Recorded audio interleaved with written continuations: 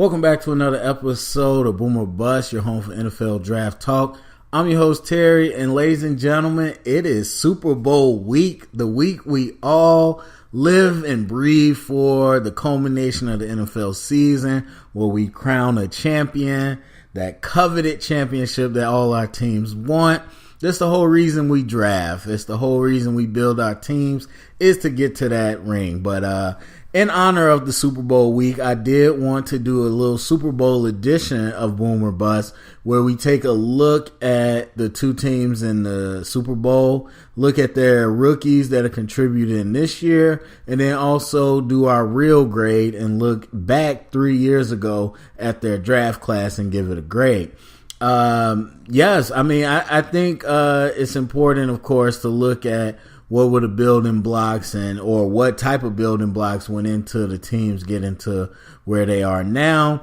And I know a lot of fans out there just really are upset about the Patriots being in the Super Bowl again. But people, this is greatness. You got to appreciate greatness as it happens. I don't want to hear about the Deflategate and crap.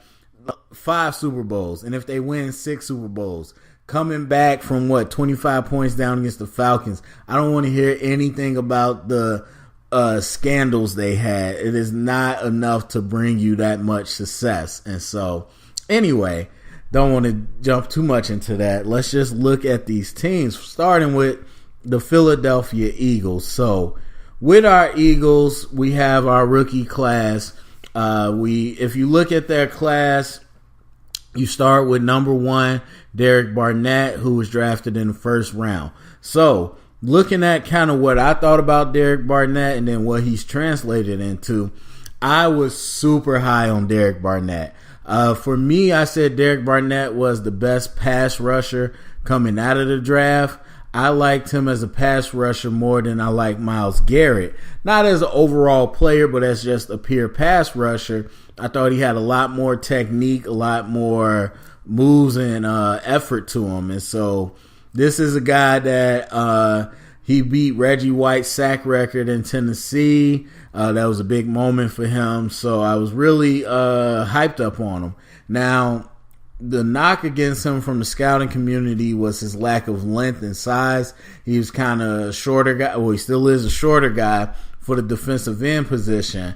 And also, he didn't have elite speed. So where you were talking about him being shorter, maybe he could switch to outside linebacker, but then you're talking about his lack of speed. So some people were calling him a tweener. Now, for me, I thought he was a pure defensive end. Despite his lack of size, that gave him leverage. And even though he wasn't the most athletic person, I thought he used his athleticism well with a nice blend of power. So, him going to Philly, what they've used him as so far is kind of a situational pass rusher, which is probably the best bet for rookies that you think aren't, top level, ready to do everything right away. Bringing them in as a situational pass rusher isn't a bad thing. And so with Philadelphia, you got Jim Schwartz and the philosophy of rotating defensive linemen, having a lot of linemen play. So you can say that he fits right in, even though he might not be starting. That is their philosophy, to have a lot of people contribute. And so on pass rushing downs, Derek Barnett is usually in. Now, they let him stand up sometimes. Sometimes he's hands in the dirt, but he comes off the edge, like I said, as a pure pass rusher. And so far, I would say he's done a good job. I mean, his effort alone has gotten him sacks. I can say the few times that I watched him, there definitely is some downside with his lack of length.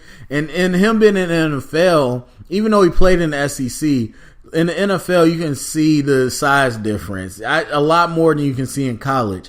In college, I'm like, you know what? He could play, but he lost a little bit of weight, and just going up against NFL linemen, you can see the size difference. But he is quicker with his loss of weight. He does have a lot of effort, and so a lot of time coverage or effort sacks he does get.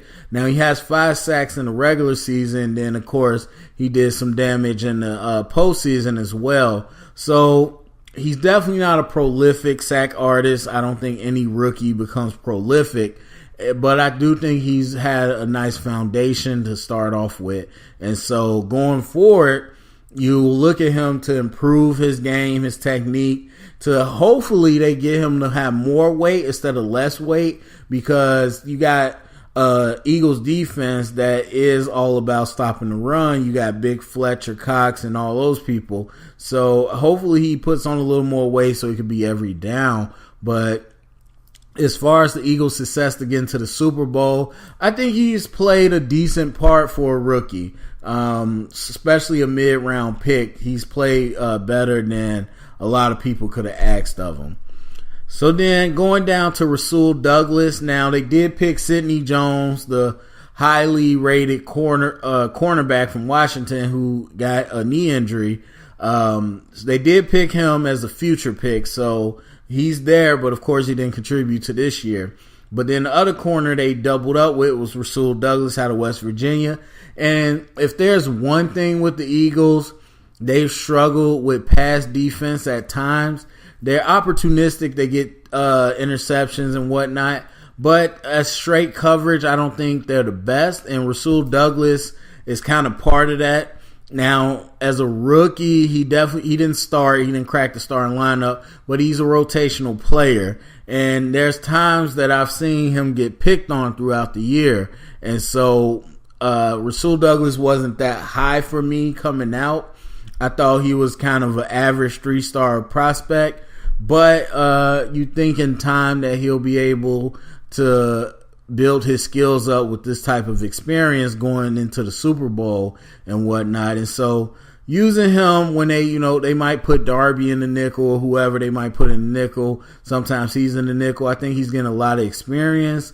As far as his contribution to the team, it's somewhat minimal. And then Mac Hollins. Mac Hollins, again, a guy that's not a starter, but he does get a lot of tick. I see him running routes a lot, but he doesn't get a lot of passes, and that's just more so the preference of the quarterback. I think Nick Foles has much more connection with Zach Ertz and Alshon Jeffrey, whereas you had Carson Wentz, who was more connected with Nelson Aguilar, Torrey Smith, and whatnot. And so Mac Hollins kind of is lower on the depth chart, but he does get snaps. So while we won't say that he's a starter, he gets snaps. And he doesn't have a lot of stats either. But for where he was drafted in the 4th round, you do want some contribution. And I think he's contributing enough to say that a 4th round pick was good on him. And so as far as the overall to the playoffs, he hasn't made a big impact. But at the same time, I think he's doing a good job.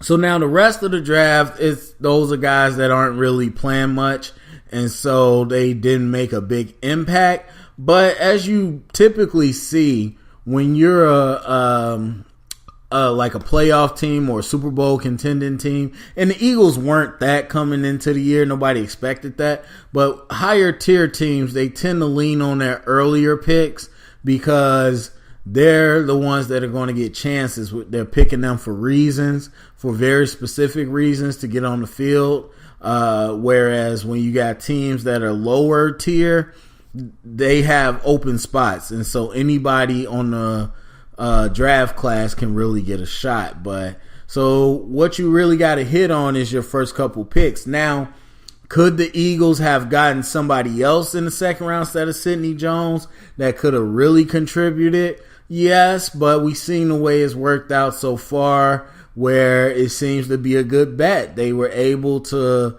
play great enough defense where they didn't need Sidney Jones, but you imagine a top tier corner coming back next year to the Super Bowl defense, that's only going to make things better. All right, so we're going to skip down to their 2015 draft where they had 6 players that they drafted. Number 1, we got Nelson Aguilar, of course, still the starting slot. Eric Rowe is actually on the other team. He's on the Patriots, got traded. Jordan Hicks, who's been injured, but is a star linebacker for them. Then you got Jacoby Shepard. You got Randall Evans and Brian Mihalik. All right, so like I said, you got 6 players. Of those 6 players, so Jacoby Shepard, I'm sorry to skip over them, but Jacoby Shepard out of Kansas is a practice squad player for another team. Then you got Randall Evans, who is also a practice squad player for another team. And then Brian Mihalik, who is on the Detroit Lions and actually has got some starts this year. So, out of our 6 picks, 2 of the 6 picks are still with the team. And then I would say 2 of the 6 are out. I wouldn't say out of the league, but practice squad, so not on an active roster, so you can say out of the league. So 6 picks are, of course, normal with 7 picks. You got 1 less pick, and then out of those 6, so you will hopefully get a higher rate, but out of those 6, only 2 on the team. Now, Jordan Hicks is a star in the 3rd round, so that gives you a lot of points. Nelson Aguilar is a starter, and a pretty good starter in the 1st round, but he's not your main receiver, so you kind of lose points on that. Your 2nd round pick, you traded, he wasn't out of the league, but you traded him, so there's definitely points against that. And then again, 2 players out of the league. But your 7th round pick, who's not on your team anymore, but getting starts on another team. So there's actually some value in that. And I don't think we had that case before where you got a player that is not with your team, but is still pretty, still contributing. I would still say it's points to that. The keeping them on the team, that's up to coaching, to the GM, the contracts, that's more so that. As far as drafting them, you saw some talent in them, and then if they go to another team and contribute, then obviously you're right about that talent, so I give points for that. So, real quick, just talking about the contribution. Jordan Hicks been out all year. Now, he is part of making that defense kind of what it is, but he's been out for most of the year. So contributing to the Super Bowl, you can give him a little bit of contribution. Nelson Aguilar, again, his best moments was when Wentz was there, and that's what got him the wins. So I can definitely say he contributed big for the Super Bowl. But overall, I look at this class and I give it a C. Like I said, you retain 2 people out of the 6. 2 of them are starting, 1's a star. Definitely points for that. But then you got 2 that are really not in the league anymore, and you traded 1 away. So those kind of hurt. But overall in the scheme, when you get to the Super Bowl, you're going to see Nelson Aguilar potentially play a big role as they try to take away Alshon and the big receivers outside. Nelson might get some more one-on-one matchups underneath. So that's the Philadelphia Eagles. Now jumping over to the New England Patriots, and already I can tell you it's a unorthodox type draft, and that's what makes them unique. That's what makes them kind of great at what they do. Because if we look at their draft from this year, they only had 4 picks, and they started in the 3rd round. So 2 third-round picks, Derek Rivers and Antonio Garcia. They both didn't play this year. They weren't even really on the active roster, and that's your top 2 picks. But then you got Dietrich Weiss, 4th-round pick, who plays a good amount in a rotation. Then you got Connor McDermott, who didn't even make the team and is now on a different team. So on the outside, you look at that, and even, I would still say I'll grade it very low. But on the outside, you look at that and say 4 players, only 1 contributes, and 3 of them are still with the team, but only 1 is really playing. That seems bad. But the thing with the Patriots that makes them so great, and what people don't understand, is that they find value in places that people don't value. So the free agents, the undrafted free agents, and not even just that, but people that haven't produced anywhere else. Like free agency, we all can say, I'll find value in this Pro Bowl or All-Pro who's a free agent. I'm going to pay him a lot of money. Yeah, we can all say that. But how many teams can look and say, okay, this is a guy that's not made anybody's roster or barely hanged on, hasn't put up any stats, but I look at him and I know that he can fit what we do. Many teams can't do that, and that's why the Patriots are successful, because they can find talent in places that people aren't looking. And so you look at this draft, Derek Rivers is somebody that I thought they would figure out how to use, especially with Dante Hightower getting hurt, much like Dietrich Weiss and Marquise Flowers, who's not a rookie, but they find ways, because they like to blitz a lot, and so they find ways to really use their linebackers on blitz. I thought Derek Rivers was somebody they could figure out how to do that, and it just didn't work out. And so Antonio Garcia, somebody I didn't like. He was an athletic project, but his technique was terrible. But again, you find the Patriots are the team that convert people. They can find converted linemen, or they can convert linemen, and especially with their O-line coach, they had success with really making offensive linemen out of nothing. And so I didn't think he was going to start, but I definitely didn't think he would be on the practice squad. I thought this was somebody that would be on the active roster that would surprise you when they came in, because Patriots are known for taking really low-round O-linemen and making them into something. And then, like we said, Dietrich Weiss, they found a spot, kind of like Trey Flowers, and he's been contributing. And then Connor McDermott did not make it. So then we jumped down to 2015, 3 years ago, where it was quite the opposite. As we look at this, I'm sorry, I'm trying to get this thing together. We had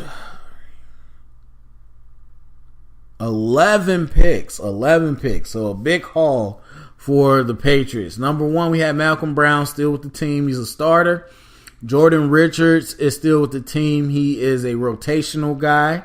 We got Geno Grissom still with the team. He is a special teamer and rotational guy.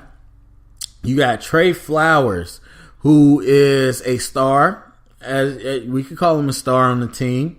You got Trey Jackson from Florida State, who's no longer in the league. You got Shaq Mason, who is pretty much a star for the team. You got Joe Cardona, long snapper, who's been their snapper since. You got Matt Wells, who is no longer in the league. You got AJ Derby, who is still in the league with another team. Let's see. We got Daryl Roberts, who corner out of Marshall. He is with the Jets and actually been getting some starts this year. And then you got Xavier Dixon out of Alabama, who's no longer in the league. So a lot of picks. And I didn't count this up, my bad. But let's see. We got 1, 2, 3, 4, 5, 6 picks out of 11 that are still with the team. So pretty good rate. And then we got 3 of the 11 that are no longer in the league. So now we go through this. The people that's no longer in the league, your 4th round pick, Trey Jackson, who I love from Florida State. Not sure what happened there. That definitely hurts a little. It's 4th round, which is kind of that in-between round. But as you can see, they hit pretty big with their other 4th round picks. Then you got Matt Wells, the 6th rounder, and Xavier Dixon, the 7th rounder that are out of the league. So nothing too big there. Derby is with another team. He's been bouncing around the league, but 6th round pick. So that's some value there that he's still in the league. And then the rest of it is pretty good. So 3rd round, Geno Grissom, you would like him to be starting, especially, like I said, with the injuries they had. You have guys that are stepping up from other draft classes that were pretty low round picks. So you would hope that your 3rd round your 3rd year linebacker would be in that starting position, but he's not. But it's tough to pass up some of the other value. So Malcolm Brown, he's good. He's a starter. Jordan Richards is pretty good. He's a start, he rotates, and he's a special teamer. But your value is in Shaq Mason and Trey Flowers in the 4th round that are pretty much stars for your team in the 4th round. So you get a lot of points for value. Now, you don't get a lot of points in your early round when you want stars. But at the same time, they're still on the team. So it's hard to knock that. Now, as far as contribution, Malcolm Brown has been steady Eddie. He's been pretty good. The defense started out bad, but they turned it around. Jordan Richards been in spot duty when you got an injured Patrick Chung or injured McCourty, so he's been versatile. Trey Flowers, again, has been one of their stars for the defense, and one of the reasons they are able or were able to turn it around. Shaq Mason has been a guard, and of course, Tom Brady has some of the best protection in the league, and that's what allows them to do what they do. And then a long snapper, Bill Belichick loves special teams. He's been there for years. So overall, you've been doing pretty well. I mean, I think everybody on this list that's still with the team may not be stars, but they all contribute to the overall product, which is what the Patriots are all about. So I definitely give them points for that. And I give this draft a B-, I would say. A B-, and a lot of people that contribute. Okay, so overall, and that was last thing I want to say overall about the Patriots, and that's the thing that makes them unique, is it doesn't matter if you're a first-round pick or a second round or whatever. If they think you are not part of the Patriot system, you don't have, what it takes to be a part of that championship team, they will let you go. And we've seen that not only with top-notch players that been on the team and attitude gets sour, they'll trade them away. But we also see that in the draft, they'll draft you. And while we say each pick is important, and it is, but I think for the best evaluators, you can find talent anywhere, and that's what the Patriots been doing. They'll cut you. They will cut you. You won't even make it to the team. And so that's important to really realize. I mean, you talk about one of the best players, Malcom Butler at corner, was undrafted. And so they just made a knack out of really finding talent anywhere they look, because they know exactly what they're looking for scheme-wise for you to fit. They know exactly what position you need to play. But they also know exactly what attitude they want. And if you don't have that attitude, they will let you go. And so that's why we see lower round picks making plays and starting.